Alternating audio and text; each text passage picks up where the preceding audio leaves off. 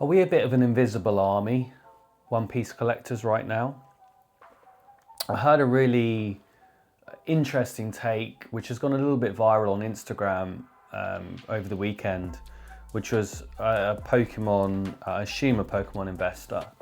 And his take was, that he bought £100 graded SP and went to a show, or was at a trying to vend and clear up, use this card to trade and get into some other stuff. And he basically said that he went to trade this £100 SP and no one was really interested in it, and everyone was like, nope, nope, nope, nope. And it's interesting because I just went to a card show at the weekend, and the argument from him was that in One Piece, the collectors, we're kind of a fake collecting community. We're all sneakerheads, and that we're just investment bros and who's attracted to the money.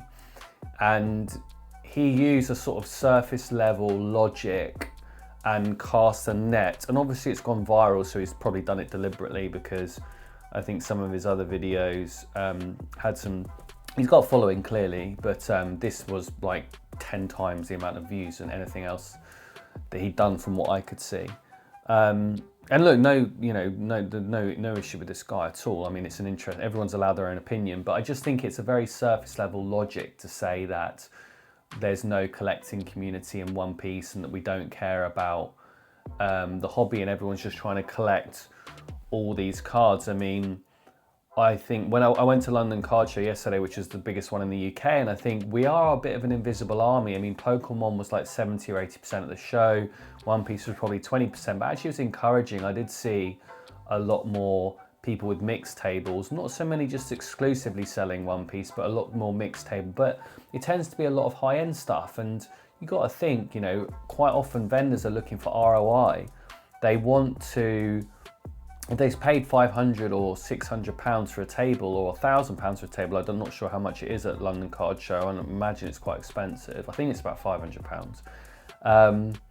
People need to be moving some of those big cards, and there were some massive cards there. There were the serialized Luffy, serialized Zoro, tons of mangas actually at this show. I mean, it was a big show. There was a lot of mangas there, and a lot of money passing hands. But there was definitely a buzz around the whole event, but there was still a buzz around the One Piece stuff as well. And so I think just to say that One Piece is a money game, I think that we're being a little bit underestimated here. And I've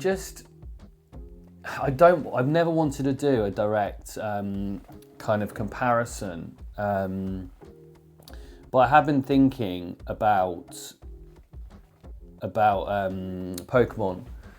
And if you think back to 1999, for those of you that were maybe in their teenage years or whatever at that time, like I was, what were people, there was a Game Boy Color, there were obviously it was Pokemon, there were Beanie Babies, there were Furbies, Star Wars The Phantom Menace came out. This is like the equivalent. 99, I think 3 years into Pokemon, roughly where we are today with One Piece. And back then, everyone thought that Beanie Babies was going to be the retirement fund. Like, collect Beanie Babies. Like, I don't know, who collects Beanie Babies now? So you have to be careful, because not everything comes true. And I don't know if we're necessarily going to follow the same path. And actually, it's interesting because I think it's a very human trait to compare a lot. And we said about comparison being a thief of joy, and actually spending our whole time comparing Pokemon to One Piece, it's a bit of a false pursuit, really, because if you're looking at it going, well, there's only 20%, or at the show, there's only 20% of the vendors are interested in One Piece. Oh, it's not as big. Well, yeah, obviously, because Pokemon's been around a lot longer. But what the guy did actually, the one that made this viral post, he basically said that there's no collectors, no one's master setting any One Piece. Who even does that? We're all just collecting this stuff. And I think he's like forgetting that, like, there's a lot of collectors that are trying to master set the story. Like, people are following their passion in the story. Like, I've got a ton of SRs here that I collect from, and this is like ones that I've chosen to collect because I love the art, and there's a link to the anime for me. So, you know, I've got vanilla leaders. I really particularly like the events, just the normal ones because of the link to the anime. So, you know, I've got several pages of full, and there's some events that don't mean anything to me, but to say that everyone's just collecting high-end cards, I think that's a massive, obviously it's gone viral, and you know, people like Robo Skills are on there commenting to come onto his channel and stuff, so it'd be interesting to see that if they have a debate. But I just think it's a bit of an assumption to say that, and you know, what's going on in Pokemon in the show these days? I mean, is there a show at the moment? I don't even know. I mean, how many Pokemon collectors are following it anymore? And I feel like One Piece, we're being underestimated quite a lot at the moment, and a lot of the Pokemon people don't understand it. And I feel like there's a little bit of frustration from them. They're just going, naturally just saying, it's a bubble, it's going to burst, because how come the prices have just so accelerated past Pokemon? I mean, when it's only been out 3 years, and I mean, we've all been doing a lot of head scratching saying, how is that card that expensive when the TCG has been out for such a short space of time? Like, you kind of maybe understand it with Pokemon if the card's 10 years old or 15 years old, but what about the new stuff, right? I mean, there's expensive Pokemon cards in the new stuff, and you've seen, I think we've all seen in 2026, Pokemon's doing really well, and One Piece is having a bit of a dip in interest. I mean, it's the 30th anniversary, and yeah, there's only so much people can collect if you're collecting both things. And the other interesting thing is, it's massively human psychology it's a confirmation bias. People like collecting when the market's hot, because when the prices are going up every day, they're being confirmed that the hobby's cool and that they like it and other people like it, so they want to feel part of it. That's when the traction, that's how you get these massively frothy moments, because everyone's going in at the same time, because they can't think independently. Those collectors or those people that do it and only buy when the market's at the peak, it's just groupthink. The smart people that believe in the anime, maybe they've watched it, maybe they've seen the Netflix show, maybe they just love the One Piece cards, no matter what it is. If you believe in One Piece long term, I mean, Netflix just announced they're going to try and do the whole anime. I mean, I don't know if that's just rumor, but they're definitely doing a season 3. Like, there's investment here. Netflix are doing like a world tour at the moment for One Piece. And I'm starting to see all the other, I mean, I picked up a cool Luffy statue or Luffy figure, which I swore I wouldn't get into, but it was just so cool, from Japan. I think it's the Bam Presto one. I don't know if any of you collect these, but I just thought it looked really cool next to it's like in the Gear 2 style. And I actually picked up this. It's in a PSA 9, but I think they call it the Diet Luffy because it looks like a Diet Pepsi. Got it in a 9. I think it's the centering is why it got a 9. The card's actually perfect, but I'm really happy with it. I'm going to keep it in a 9. It's such a nice card. I'm really, really pumped with it. Yeah, but I picked up a few different things, but I just think that maybe some of the Pokemon people that have been collecting Pokemon a long time, they don't really understand One Piece because they haven't tried. Like the guy said, he bought one card, he bought one SP, and for some reason people didn't want it. It's like, well, if you've got an SP at £100, I'm pretty sure most people, from my experience, would trade. So I don't know what show the person was at, or it just seems strange. It seems odd that that's the case. Of course, like, we're in a moment, and yesterday there was a moment where there were lots of vendors that were just selling. They didn't want to buy as much or trade as much because of the market the way it is. Everyone wants to buy Pokemon at the moment because Pokemon is hot right now. That's just the cycle. But for you guys, and I did a list maybe of what I'm picking up just to show you as a collector what I'm collecting. So the Silver Shanks I've bought, it's at grading. The Boa Lisa is at grading. Actually, it comes back today. which I'm pumped about. I'll show you on the next video. The Pika Nami I bought, the Sabo I bought. I haven't got the Nami, the leader from OP02 yet. I haven't picked that one up. But yeah, I think I've got 4, and the Silver Blackbeard I haven't got yet. But I think I've got 3 or 4 out of the 6 cards that I showed you. So I think lots of people are quietly accumulating. And if this isn't like, do you need your bias? Do you need to have confirmation bias, or do you need everyone to tell you it's a good idea for you to do it? I can see in the comments, those of you that are quietly accumulating, I think that there's going to be great opportunity to do really, really well over a long period of time if you're in this for the next 3 to 5 years. I'm not saying it's the next Pokemon. I'm not saying it's going to be like Pokemon is. I think it's a dangerous game to think that it's going to go exactly the same way. It's going to carve its own path. The mangas have sold more than Batman. They've sold more copies than Batman. Like, there's 30 years of there's 30 years of the anime, right? So I think just need to really take all of this in our stride. And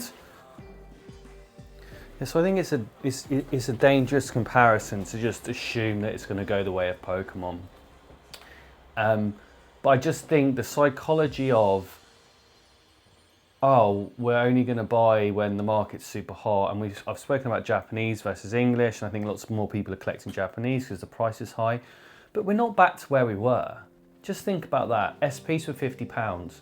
Now SPs are still 100. What's that? 120, 130? Yeah, you can get cheaper. Yeah, you can buy. That's in English, right? But SPs aren't where they were. Mangas aren't where they were. They're still 30% higher than they were a year or 18 months ago. So it just depends on what lens. Zoom out and have a look at it and go, actually, are we in the vintage era of One Piece? Maybe.